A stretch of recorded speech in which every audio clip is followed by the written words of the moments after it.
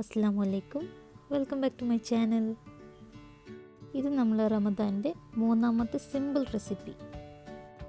വളരെ ഈസി ആയിട്ട് പെട്ടെന്ന് തന്നെ ഉണ്ടാക്കാൻ പറ്റുന്ന ഒരു സർപ്രൈസ് എഗ്ഗാണിത്.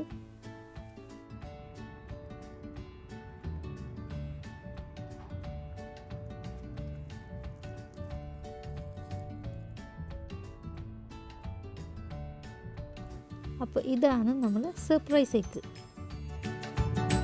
അതിനുവേണ്ടി ആദ്യം ഞാൻ 3 ഉരുളക്കിഴങ്ങ് ഒന്ന് വേവിച്ച് അതിൻ്റെ തൊലി കളഞ്ഞ് വെക്കുന്നുണ്ട്.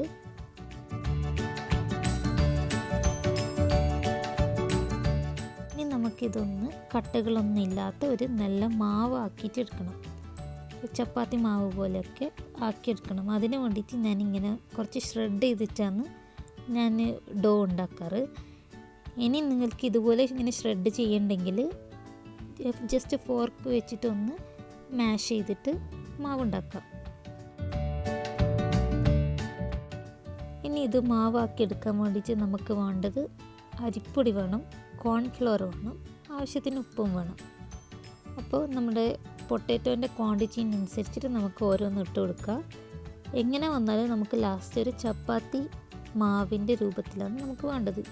അരിപ്പൊടി ഇല്ലെങ്കിൽ നിങ്ങൾക്ക് മൈദ വേണമെങ്കിലും ഉപയോഗിക്കാം. പിന്നെ 2 സ്പൂണ് മൈദയും 1.5 സ്പൂണ് കോൺഫ്ലോർ ഇട്ടിട്ടുണ്ട്. ആവശ്യത്തിന് ഉപ്പ് ഇട്ട്, ഉപ്പിടുമ്പോൾ സൂക്ഷിക്കുക, വേവിക്കുന്ന സമയത്ത് ഉപ്പിട്ടില്ലെങ്കിൽ ഇപ്പോൾ കുറച്ച് ഉപ്പിട്ടാൽ മതി. എന്നിട്ട് ഇത് നല്ലോണം കുഴച്ച് ഒരു ചപ്പാത്തി മാവിൻ്റെ രൂപത്തിലേക്ക് ആക്കാം. കയ്യിൽ തീരെ ഒട്ടിപ്പിടിക്കാത്ത രീതിയിൽ വേണം നമ്മൾക്കിതൊന്ന് കുഴച്ചെടുക്കാൻ.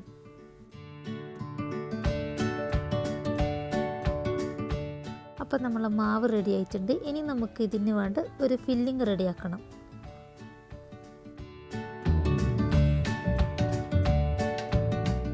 ചൂടായ പാനിലേക്ക് 1 ടേബിൾ സ്പൂൺ ഓയിൽ ഒഴിച്ചിട്ടുണ്ട്. ഇനി ഇതിലേക്ക് ചെറിയ 2 അല്ലി വെളുത്തുള്ളി ചെറുതായി മുറിച്ചിട്ട് കൊടുത്ത്, ഇനി ഇതിലേക്ക് 2 പച്ചമുളകും കൂടി ഒന്ന് ചെറുതായി അരിഞ്ഞിട്ട് ഇട്ട് കൊടുക്കാം.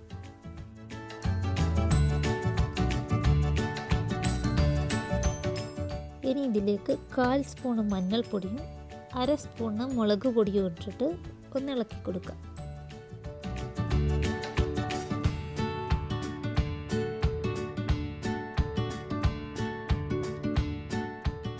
ഇനി ഇതിലേക്ക് കീമയാണ് ഞാൻ ഇട്ട് കൊടുക്കാൻ പോകുന്നത്.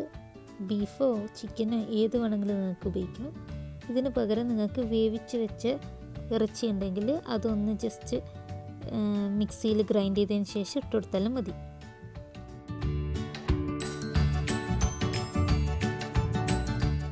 മീറ്റിന് ആവശ്യമുള്ള ഉപ്പ് ഇട്ട് കൊടുക്കുക.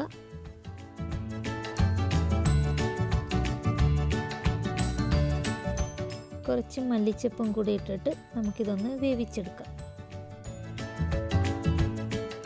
ഫില്ലിങ് കുറച്ച് ജ്യൂസി ആവാൻ വേണ്ടിയിട്ട് 2 ടേബിൾ സ്പൂൺ കെച്ചപ്പും കൂടി ആഡ് ചെയ്തിട്ട് നമുക്കൊന്ന് മിക്സ് ചെയ്ത് കൊടുക്കാം.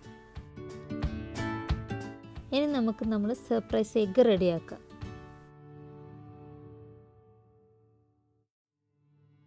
അപ്പം നമ്മൾ സർപ്രൈസ് എഗ്ഗ് ആക്കാൻ വേണ്ടിയിട്ട് ആദ്യം കയ്യിൽ കുറച്ച് ഓയിൽ തടവുക. എന്നിട്ട് ഒരു ബോൾ സൈസിൽ നമുക്ക് മാവെടുക്കുക. അതൊന്നിങ്ങനെ ഓയിൽ വെച്ച് തന്നെ പ്രസ് ചെയ്ത് കൊടുത്തതിന് ശേഷം അതിലേക്ക് നമ്മൾ കീമ മസാല ഇട്ട് കൊടുക്കുക.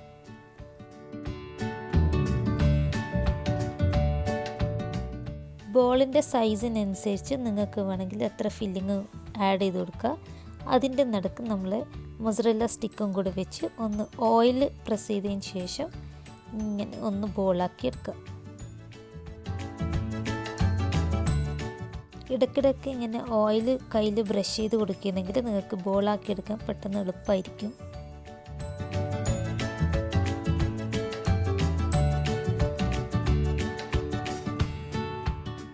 ഇനി ഈ എല്ലാ ബോളും നമുക്കൊന്ന് ബ്രെഡ് ക്രംസിൽ കോട്ട് ചെയ്തെടുക്കണം. അതിന് വേണ്ടിയിട്ട് ആദ്യം ഒന്ന് ഒരു മുട്ടയിൽ മുക്കിയിട്ട് നമുക്കൊന്ന് ബ്രെഡ് ക്രംസിൽ റോൾ ചെയ്തെടുക്കാം.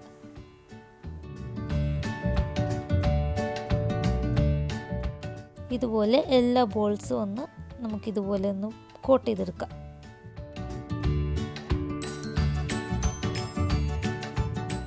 ഇനി നമുക്കിതൊന്ന് ഡീപ്പ് ഫ്രൈ ചെയ്യണം. അതിന് വേണ്ടിയിട്ട് ഏത് ഓയിൽ വേണമെങ്കിൽ നിങ്ങൾക്ക് ഉപയോഗിക്കാം. ഞാൻ ഇവിടെ ഉപയോഗിച്ചത് സൺഫ്ലവർ ഓയിൽ.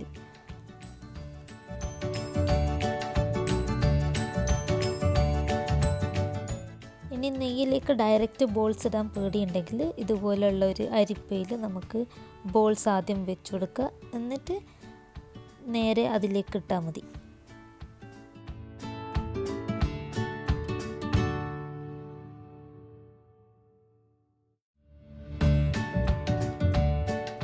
ഈ ബോൾസിൻ്റെ ഉള്ളിൽ വെച്ച എല്ലാ ഫില്ലിങ്ങും നമ്മൾ ഓൾറെഡി കുക്ക് ചെയ്ത് വെച്ചതായതുകൊണ്ട് അധിക സമയം കുക്കിംഗ് ടൈമില്ല.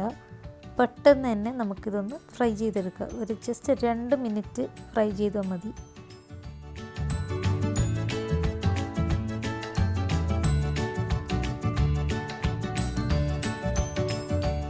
അപ്പോൾ ഇതാണ് നമ്മളെ സർപ്രൈസ് എഗ്. റെഡിമെയ്ഡ് ആയിട്ടുള്ള ബ്രെഡ് ക്രംസാണ് ഞാൻ ഉപയോഗിച്ചത്, അതുകൊണ്ടാണ് പുറത്ത് ഇത്ര മസാല വന്നത്.